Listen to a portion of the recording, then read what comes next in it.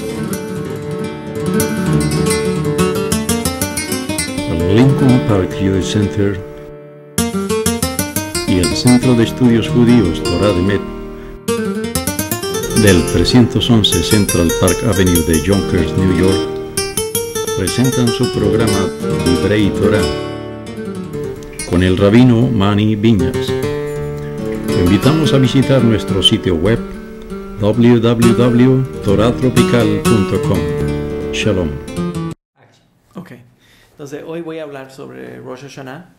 Me voy a concentrar, como ya dije, en esta porción de clases.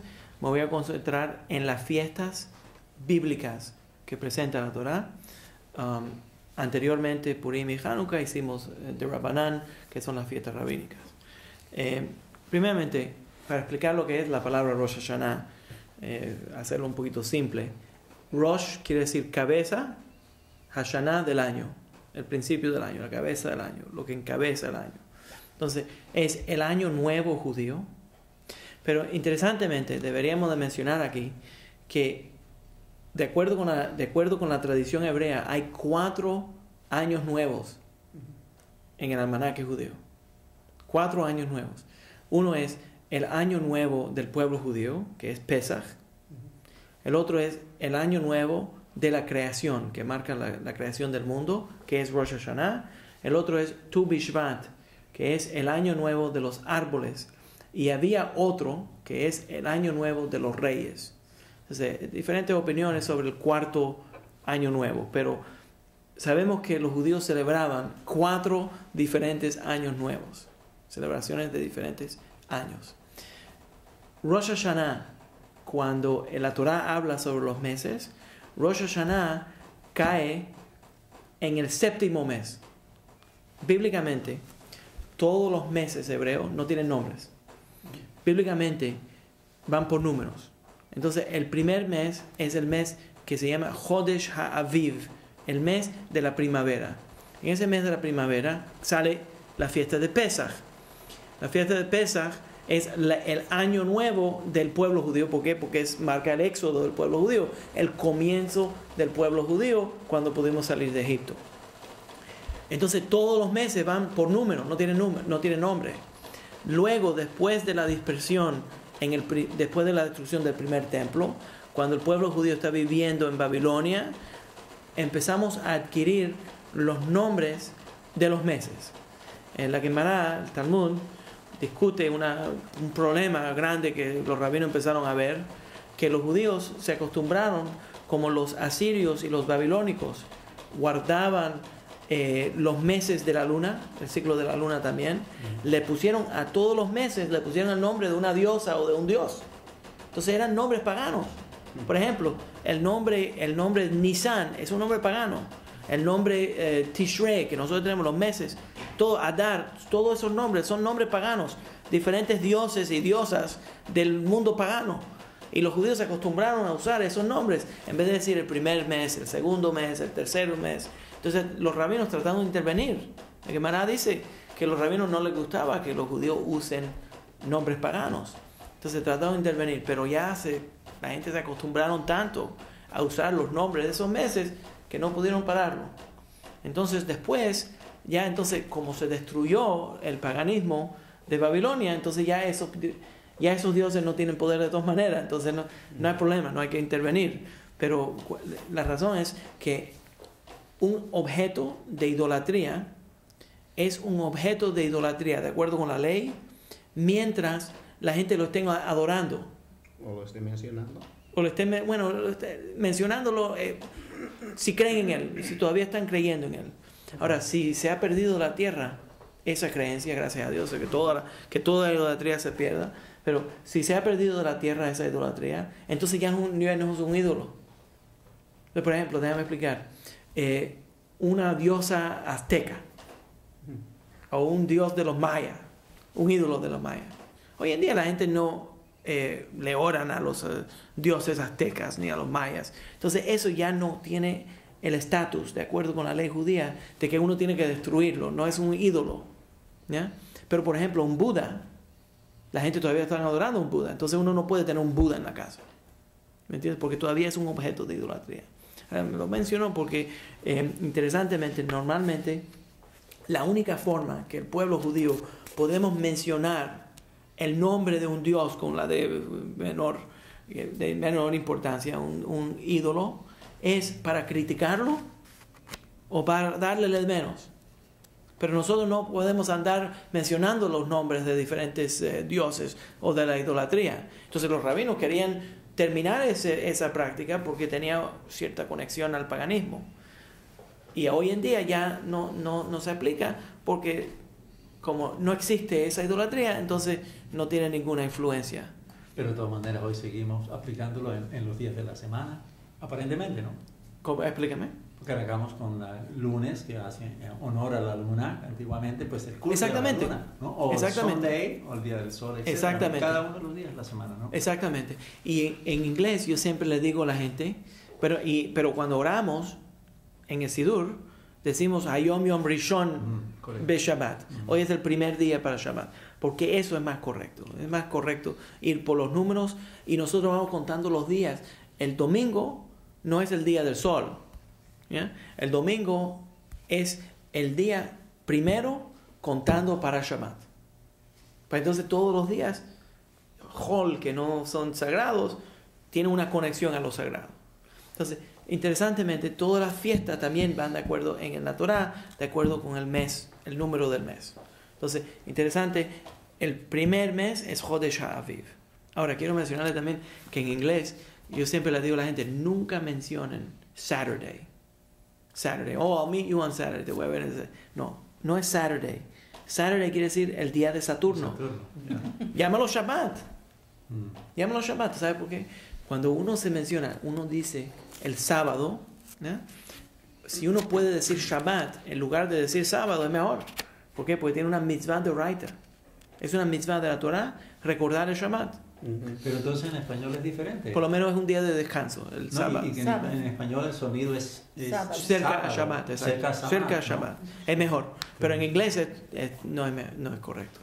En inglés es del día de Saturno. Y sí, es más explícito. Es mucho más explícito. Pero sería mejor si uno puede referirse al día como Shabbat, eso es mucho mejor. Shabbat, porque es una mitzvah de Oraita. Shabbat Shabbaton es Yom Kippur. Es el nombre de la fiesta de Yom Kippur. Pero Shabbat normal es el día de descanso.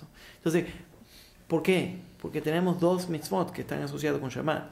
Uno es observar el Shabbat y el otro es recordar el Shabbat. Entonces, si todos los días nosotros recordamos Shabbat, en cualquier momento que lo recordamos, aunque sea miércoles, nos estamos acordando de Shabbat, ¿me entiendes? Okay. Pero quiero concentrarme un poco más en Rosh Hashanah. Pero mencionar que irónicamente, el comienzo del año, entonces el nuevo año del pueblo judío comienza en el séptimo mes bíblico, Kai Rosh Hashanah, y es al principio del mes bíblico del séptimo mes. ¿Entiendes? Entonces, ¿por qué? Porque el primer mes es en Chodesh HaAviv, que es la fiesta de Pesach. Entonces, bíblicamente, en el primer día del séptimo mes, Kai Rosh Hashanah, en el 10º día del séptimo mes, Kai Yom Kippur. ¿Okay? Entonces yo me voy a concentrar un poco sobre algunas de las ideas, algunas de las mitzvot de Rosh Hashanah. Primeramente, quiero mencionar que hay como un patrón que anda a través de todas las fiestas. Muchos cristianos en específico, mesiánicos, cristianos, me han preguntado por qué la religión judía se concentra tanto en Teshuvah, en el arrepentimiento, y lo conecta a Rosh Hashanah y Yom Kippur. ¿Por qué uno no se arrepiente todo el año? Buena pregunta, ¿no? Porque tiene tanta concentración Rosh Hashanah de los pecados, de la confrontación con los pecados, de expiar de los pecados, de tratar de limpiarse uno de los pecados, y el día de Yom Kippur tiene tanta limpieza de pecados. ¿Por qué la religión judía no se concentra en Teshuvah? Entonces, quiero mencionar que la religión judía se concentra en Teshuvah, en arrepentimiento y limpieza del pecado a través de todo el año. Rosh Hashanah se vuelve la personificación de la Teshuvah y de la limpieza del pecado. El periodo de tiempo entre Rosh Hashanah y Yom Kippur personifica eso. déjame explicar otra forma de entenderlo. Pesaj. Nosotros tenemos 6 mitzvot que son constantes, que uno tiene que hacer los mitzvot constantemente. Uno de esos mitzvot, recordar el día del éxodo de Egipto. La Torah no dice cuándo lo tiene que recordar. La Torah dice, recuerda todos los días de tu vida, en cada momento, el éxodo de Egipto. Pero Pesaj habla del éxodo de Egipto. Entonces lo que nosotros entendemos es que las fiestas a través del ciclo del año representan diferentes inyanim, diferentes ideas, y personifican ideas que son para el año entero. Pero entonces esta fiesta encapsula esta idea y le da una expresión específica a esa idea que se transforma a través del año entero. Entonces Rosh Hashanah y Yom Kippur, como es el comienzo del año, el momento de la creación, nosotros entendemos que eso quiere decir que a través del ciclo del año, Dios, en el momento que creó al mundo, recuerda y la mira, estudia este mundo y juzga este mundo. Y dice, ¿lo que yo he creado está funcionando como yo lo quería o no? Y en ese momento, todos los años, el ciclo del año, revisa. Yo creé un mundo. Yo quería que el mundo funcione de acuerdo con cierta ley. ¿Este mundo está funcionando así o no? Entonces nosotros también tenemos que hacer eso, porque Dios nos creó a nosotros. Entonces en Rosh Hashanah llegamos al tiempo donde empezamos a mirar, vamos a comenzar un nuevo año, vamos a tomar algunos momentos antes de terminar el año y llegar al punto a donde decimos, dejamos atrás lo que hicimos mal y empezamos a encaminarnos en la dirección que queremos, en el camino que Dios quiere. Entonces Rosh Hashanah, como es el comienzo del año, nos da la oportunidad de renovarnos en ese camino, sabiendo que Dios está juzgando al mundo, que Dios acaba de crear al mundo. ¿Ya? Entonces, esto es parte de la tradición de Rosh Hashanah. Primera, que Dios está juzgando al mundo, analizando al mundo, porque Dios creó al mundo en ese momento. Entonces, es un aniversario de la creación. ¿Ya? Es el año nuevo que conecta a la creación, el aniversario de la creación. Y como es el aniversario de la creación, Dios está mirando su creación y decidiendo cómo va a seguir la cosa.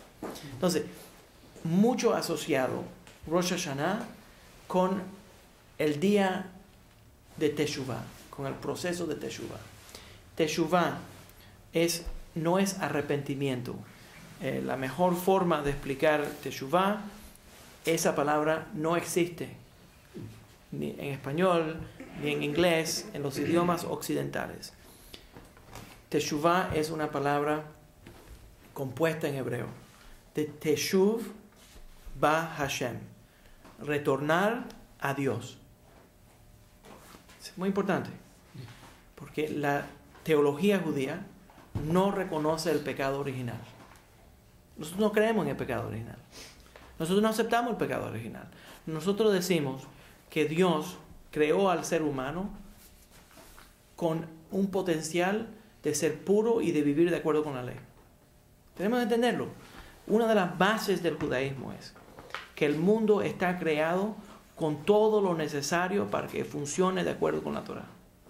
Y cómo el Midrash lo expresa muy interesantemente. El Midrash dice que lo primero que Dios creó fue la Torah. La Kabbalah dice, Bereshit bara Elohim et hashamayim ve'et haaretz. En el principio, Elohim, Dios, creó et.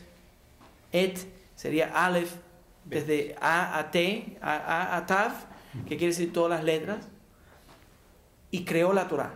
Entonces, basado en la Torah, creó el mundo. Que quiere decir que el mundo, desde el punto de vista del judaísmo, el mundo expresa, el mundo físico, los deseos físicos, todo lo que funciona en el mundo físico expresa el deber, el deseo de Dios. Es puro, es correcto. El problema es que nosotros tenemos la habilidad de vivir usando este mundo. El mundo no es malo, el mundo es neutral. Entonces el ser humano puede inclinar este mundo a la dirección positiva o inclinarlo a la posición negativa, Chas Shalom. Entonces el mundo intrínsecamente desde el punto de vista de la Torah del judaísmo no es el mundo que sea malo. Entonces los cristianos me dicen, no, porque eso es del mundo. ¿Y qué? Eso no está malo. A mí me gusta que las cosas sean del mundo. Yo también soy del mundo. Justo eso estábamos conversando. La única forma que yo puedo adorar a Dios y conectarme a Dios es a través del mundo, porque yo estoy en el mundo. Yo soy un ser humano, tengo carne y hueso. Entonces la única forma es... Entonces el judaísmo usa la idea del arrepentimiento y se refiere como teshuvah, que quiere decir que nosotros creemos que fuimos nacidos en una forma pura y en una forma correcta. Y los niños que vienen a este mundo son los más puros en el mundo. No tienen ningún pecado los niños. Poco a poco, desafortunadamente, nosotros nos vamos desviando. Entonces, Teshuv Bahashem quiere decir, yo voy a retornar a Dios. Quiere decir que alguien que retorna quiere decir que estuvo anteriormente. Entonces, no puede retornar, puede decir ir. Pero Teshuv Bahashem quiere decir que está revelando que uno es un creyente, que uno estaba principalmente al principio conectado a Dios. Entonces, y uno andaba en el camino correcto. Entonces, Teshuvah quiere decir que Dios permite, uno anda en un camino y el camino del destino de la vida quiere que uno ande en el camino correcto. Desafortunadamente, a veces uno se desvía. Pero entonces cuando uno toma conciencia, puede llegar al punto de Rosh Hashanah, de la fiesta del principio de año, y entonces uno empieza a analizar qué tipo de año yo tuve este año. ¿Viví de acuerdo con lo que yo creía que yo debería vivir? ¿O me pasé otro año en boberías? ¿Yeah? Entonces uno empieza a analizar y dice, yo puedo coger otro camino. Yo puedo retornar a lo que es mi ser de verdad. O sea, el Sidur, todas las mañanas, nosotros decimos una oración. Elohai Shenatata Bi, el Dios, no lo voy a decir en español. Dios, el alma que me diste a mí es puro. Entonces nosotros sabemos que nosotros somos puros, que tenemos buena intención, que estamos correctos, pero a veces nos desviamos. Si lo reconocemos, podemos retornar. Bien. Entonces, Teshuvah es el proceso de autoanálisis, de mirar qué valor tiene mi vida. Un ejemplo, nosotros decimos los anusim que quieren retornar al judaísmo. Lo mismo. Es decir, la persona ha llegado a un entendimiento. Esta es mi neshama, esta es mi alma. Esto es lo que yo quiero. Voy a vivir toda mi vida haciendo lo que los demás creen, o yo voy a vivir de acuerdo con mi alma. Entonces uno trata de tomar el camino de vivir de esa forma. ¿Se entiende lo que estoy diciendo? ¿No? Entonces, Teshuvah quiere decir Teshuv Ba Hashem, retornar al camino de Dios. Y eso es así. No es una cosa complicada. La gente se cree que es un gran drama. No tiene que haber un gran drama. La persona simplemente tiene que sentarse, analizar cuáles son mis valores, para qué yo vivo, y decidir ir en ese camino. ¿Qué es lo que dicen? Que al final de la vida uno nunca dice, me debería haber ganado más dinero, o debería haber ido a más películas, ¿eh? O debería haber tenido más novios, más mujeres, o más mujeres, ¿no? Lo que dice uno es, debería haber vivido de acuerdo con la forma que yo creía. ¿Ya? Entonces, si uno sabe que uno va a llegar a ese momento en la vida, ¿por qué no hacerlo antes? Correcto. ¿Ya? Entonces, empieza el año y la gente empieza a analizar. Entonces, el tema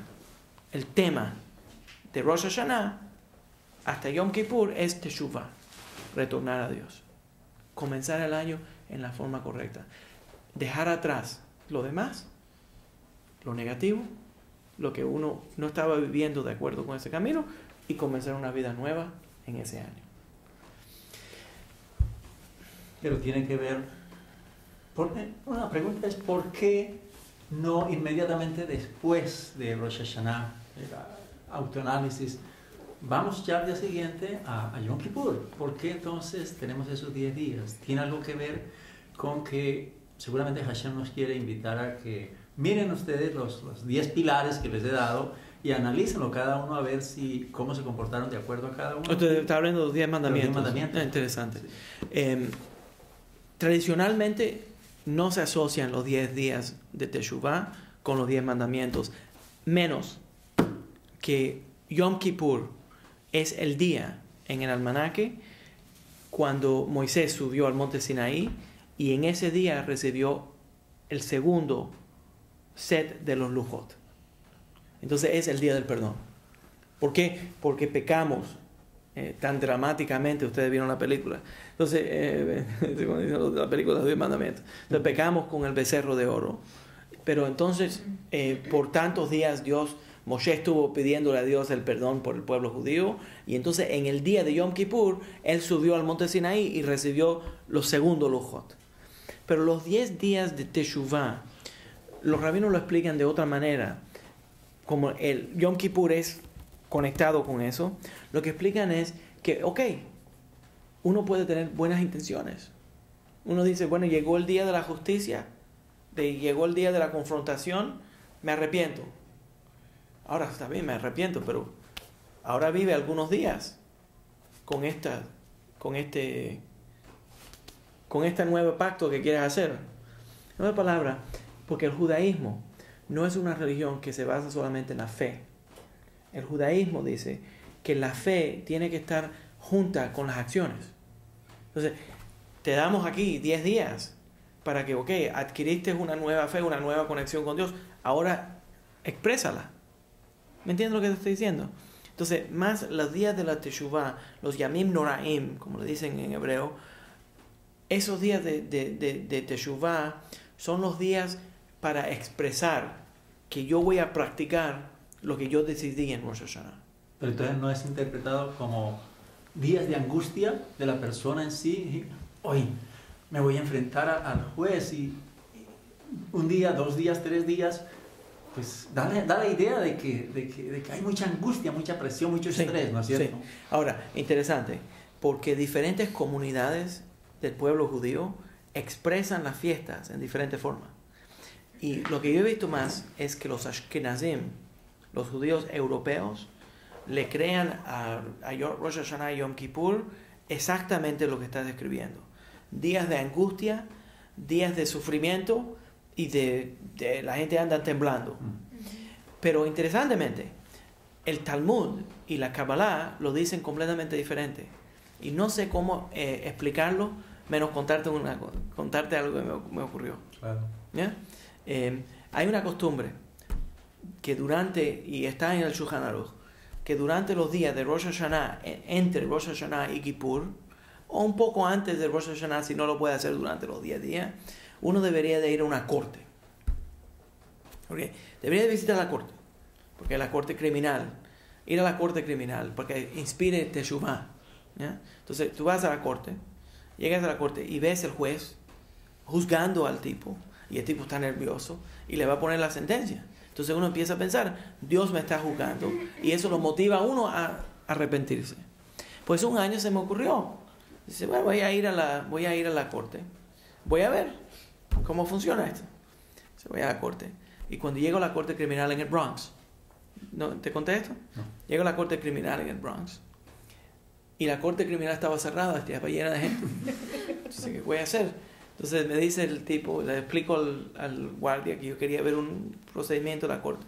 Entonces me dice, todas las cortes están llenas, pero puedes ir a la corte de tráfico. Entonces, está bien, voy a la corte de tráfico. Llego a la corte de tráfico. Me encuentro, veo a un muchacho, joven, 7, tal vez 18, 19 años. Y tenía muchísimos papeles, todos tickets. Entonces, este tipo es como yo, él ha pecado muchísimo, entonces voy a seguirlo a ver lo que pasa. Le llego y está él junto con un amiguito, y entonces parece que hay un cartón donde ponen todos los diferentes juzgados y quién es el juez y a qué hora. Entonces él va al docket y mira y ve el nombre de él y ve el nombre del juez y le dice a su amigo, qué bueno, high five, contentísimo. Entonces yo voy y le digo, ¿por qué ustedes están tan contentos? Porque ese es el juez Rosenberg. Entonces me dice, ¿por qué? What's so happy about Judge Rosenberg? Entonces me dice, no, porque el juez Rosenberg ya tiene fama de perdonar fácilmente a la gente. ¿Ya? Entonces, oyendo eso, Dice, qué suerte, me dice el muchacho, y él contentísimo.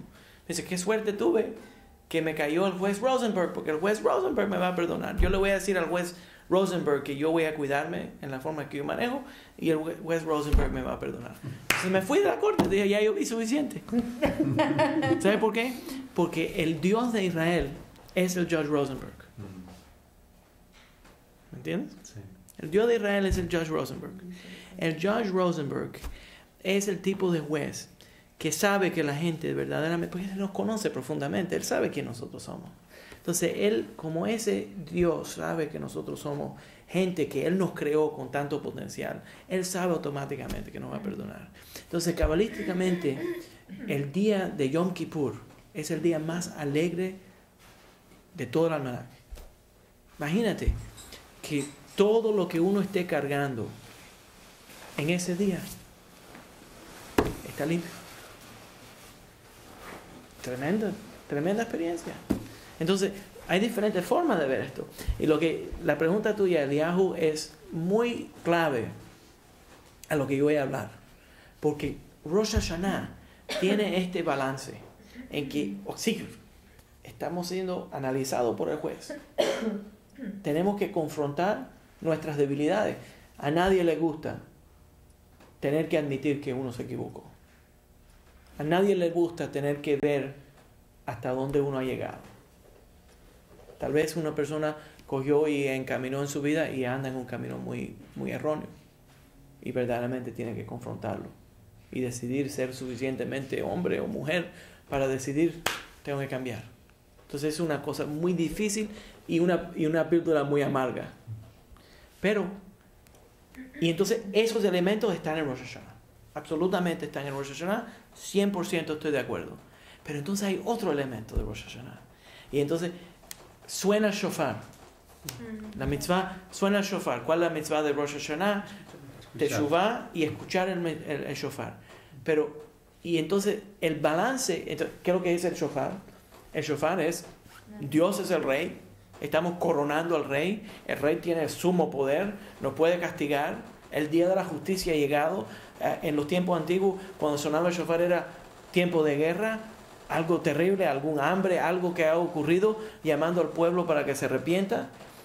Tiempo muy, muy profundo el sonido del shofar. Pero entonces, después de oír el shofar, cogemos la manzana y la metemos en la miel y comemos comidas dulces. ¿Por qué? Porque estamos diciendo los dos mensajes. Es verdad, tuvimos que ir a la corte. Estamos siendo llamados a la corte y tenemos que analizarnos y confrontar a veces lo que hicimos mal.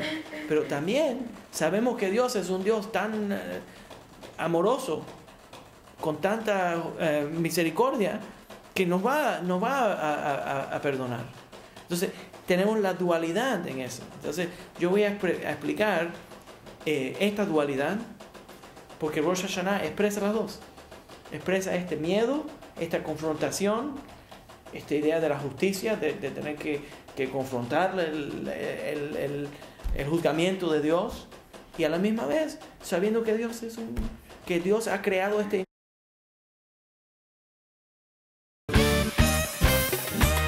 Cuando el Lincoln Park Jewish Center y el Centro de Estudios Judíos Torah de Met del 311 Central Park Avenue de Yonkers, New York, presentaron su programa Divrei Torah con el rabino Mani Viñas. Te invitamos a visitar nuestro sitio web www.toratropical.com. Shalom.